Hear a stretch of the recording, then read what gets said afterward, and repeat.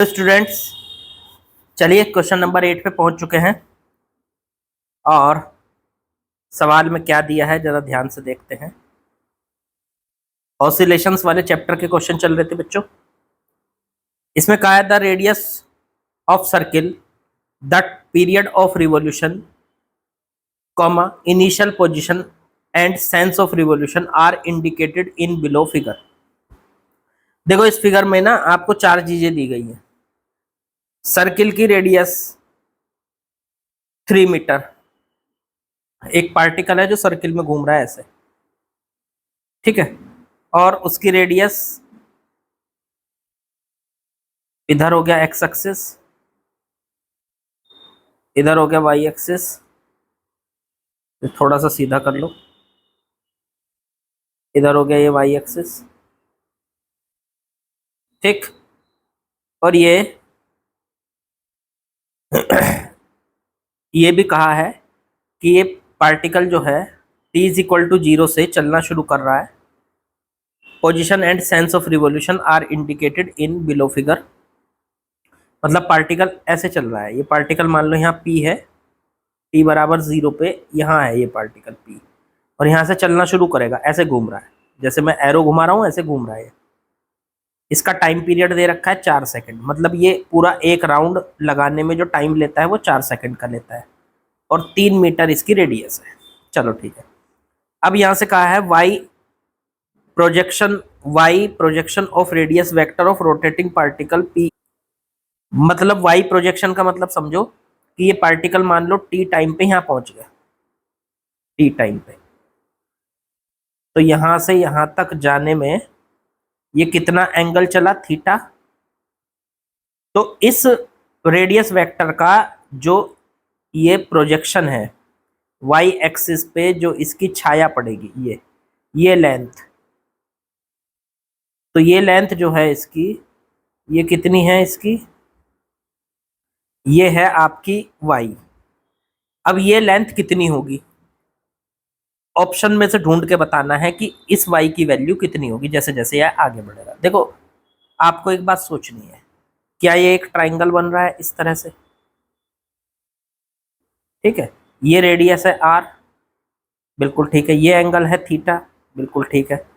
अब ये y जो है आपका, ये लेंथ, ये मुझे कैलकुलेट करनी है।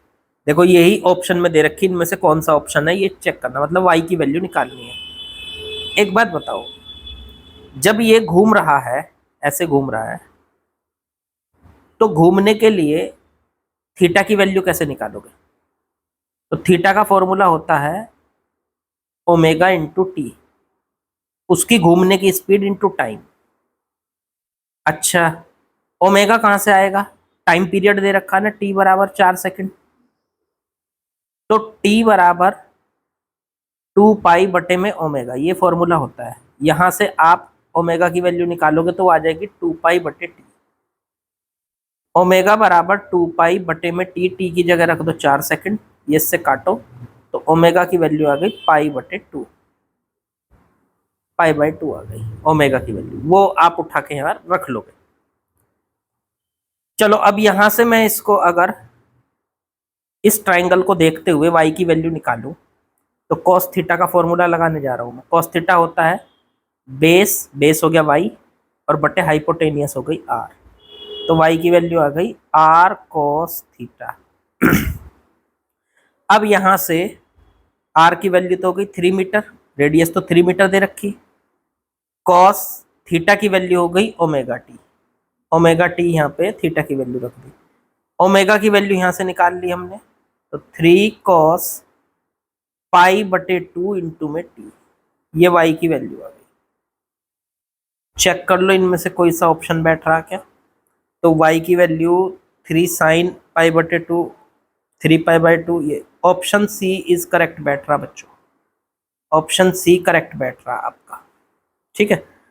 तो ये इजी सा क्वेश्चन था, बस हमें y की वैल्यू निकालनी थी, थोड़ा सा मैथमेटिक्स लग रहा बस इसमें, और थोड़ा सा आपकी जनरल साइंस वाले फॉर्मूले, ये जो आपका है, जैसे थीटा की वैल्यू, जैसे ओमेगा जो होता है वो थीटा बटे टी होता है बच्चों, तो अगर यहाँ से थीटा निकालोगे तो वो ओमेगा इंटू टी आ जाएगा, तो वो आपको यहाँ पे लगाना था फॉर्मूला, ये वाला फॉर्मूला, और बाकी थोड़ी सी मैथमेटिक्स लग रहा है, बाकी कुछ नहीं। ठीक है, चलो आगे बढ़ते हैं। चलिए अगले क्वेश्चन में आते हैं। इसमें क्या दिया है जरा समझो। A particle executes linear SHM with an amplitude of 3 centimetre. देखो एक पार्टिकल है, बीचों बीच है mean position x is equal to 0।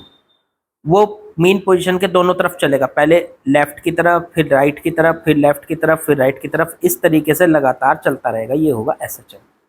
तो ये दे रखा कि ये मैक्सिमम कितना जाता है यहाँ से, x is equal to 3 centimetre, और इधर कितना जाता है, x is equal to -3 centimetre.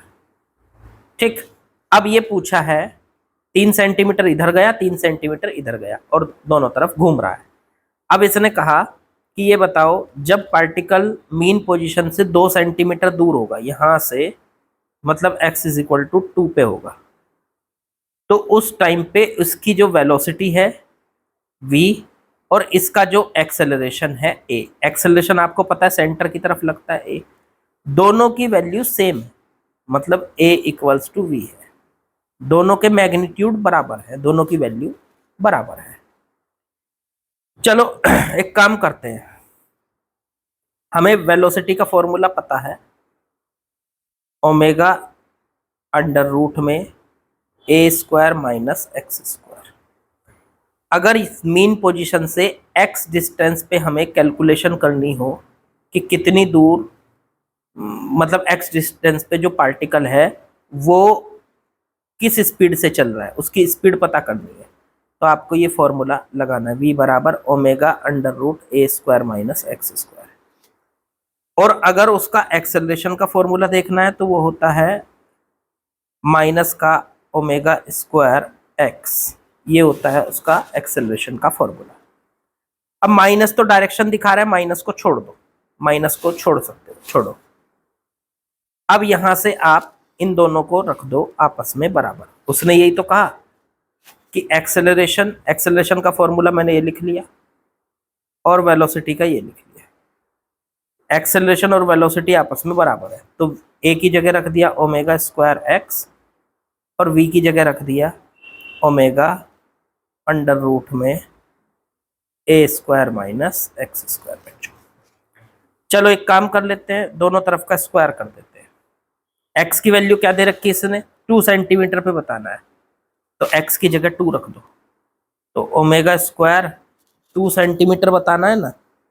चलो एक काम करो, बाद में रख देंगे, पहले इसका स्क्वायर कर दो दोनों तरफ का, इधर का भी स्क्वायर और इधर का भी स्क्वायर। ये बन जाएगी ओमेगा की पावर 4 एक्स स्क्वायर बराबर, इधर बन जाएगा ओमेगा स्क्वायर अंडर रूट हट जाएगा a square minus x square.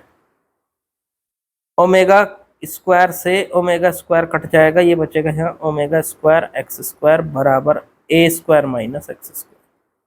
अब जरा से सॉल्व कर लो, ओमेगा स्क्वायर बराबर x की वैल्यू रखो, अब यहाँ से x की वैल्यू कितनी है, 2 सेंटीमीटर, तो 2 सेंटीमीटर पे हमें पता लगाना है, तो 2 सेंटीमीटर, सेंटीमीटर में ही रख दो दोनों तरफ से, सेंटीमीटर तो कट ही जाएगा। a की वैल्यू दे रखी यहाँ पे, एम्पलीट्यूड कितना दे रखा, 3 सेंटीमीटर, तो ये हो गया 3 का स्क्वायर माइनस 2 का स्क्वायर। ये बन गया ओमेगा स्क्वायर 4 ओमेगा स्क्वायर बराबर 3 का स्क्वायर 9 माइनस 4, ओमेगा स्क्वायर बराबर 4 ओमेगा स्क्वायर बराबर 5, तो ओमेगा स्क्वायर बराबर 5/4। पूछा क्या था, टाइम पीरियड पूछा था, कोई बात नहीं, ओमेगा आ गया अंडर रूट में 5/4, 5 का अंडर रूट तो अंडर रूट 5 लिख दो और 4 का अंडर रूट 2 लिख दो। अब यहाँ से टाइम पीरियड होता है 2 बटे में ओमेगा, तो 2 बटे ओमेगा की वैल्यू लिख दो अंडर रूट 5/2, 2 पर पहुंच जाएगा, तो टाइम पीरियड आ चुका है 4 बटे में अंडर रूट 5। लो जी ये टाइम पीरियड का फॉर्मूला 4 बटे में under root 5। Option number C is correct बच्चों। तो बिल्कुल आसान सा सवाल था, आसानी से हो गया। चलो आगे बढ़ते हैं। चलो अगले सवाल में आते हैं। ऐसा सवाल हम पहले भी कर चुके हैं, जरा समझते हैं। देखो दो डिस्प्लेसमेंट अलग अलग दिए हुए हैं, y1 इज इक्वल टू पहली इक्वेशन दे रखी है y1 is equal to a sine omega t, और दूसरी दे रखी है y2 is equal to b cos omega t. अब आपसे पूछ लिया अगर ये दोनों एक दूसरे पे सुपर इम्पोज हो जाते हैं, सुपर इम्पोज होने का मतलब है दोनों आपस में एक ही पॉइंट पे आ जाते हैं, दोनों आपस में जुड़ जाते हैं, ऐसे कह लो। तो इनका जो टोटल डिस्प्लेसमेंट होगा y नेट, इन दोनों को आपस में ऐड कर लो, y1 प्लस y1 की वैल्यू रखो a साइन ओमेगा टी और y2 की b कॉस ओमेगा टी। देखो एक चीज याद रखो, ये equation a sine omega T SHM की इक्वेशन है, b साइन ओमेगा टी भी SHM की इक्वेशन है। दो SHM को हम आपस में जोड़ेंगे तो उनका रिजल्ट भी SHM ही निकल के आएगा। इसका मतलब जो y की इक्वेशन है a sine omega T plus b cos omega T, ये टोटल SHM की इक्वेशन है। अब ये टोटल SHM की इक्वेशन है तो इसका एम्पलीट्यूड मैंने पिछली वीडियो में बताया था, शायद कल की वीडियो में बताया था कि इसका अगर एम्पलीट्यूड निकालना है तो उसका फॉर्मूला होता है साइन के मल्टीप्लाई में कौन है a का स्क्वायर, कॉस के मल्टीप्लाई में कौन है b प्लस b का स्क्वायर और पूरे का अंडर रूट। आप इस तरीके से इसका एम्पलीट्यूड निकाल सकते। एक बात हमेशा याद रखना, दो SHM जब आपस में जुड़ते हैं तो उनका रिजल्ट मोशन भी SHM ही आता है। तो इसका मतलब है कि ये दोनों मिलकर SHM ही करेंगे और उसका जो एम्पलीट्यूड होगा वो होगा under root a square plus b square, इसलिए option number C is correct बच्चों। तो ये आसान है, बस आपको ये याद होना चाहिए कि दो SHM जब आपस में जुड़ते हैं, आपस में सुपर इम्पोज होते हैं, आपस में ऐड होते हैं तो भी एक SHM ही बनता है। ठीक, मेरे ख्याल से आप लोगों को समझ में आ गया होगा, आसान था ये। चलिए लाइक शेयर सब्सक्राइब कमेंट बाकी कल करते हैं।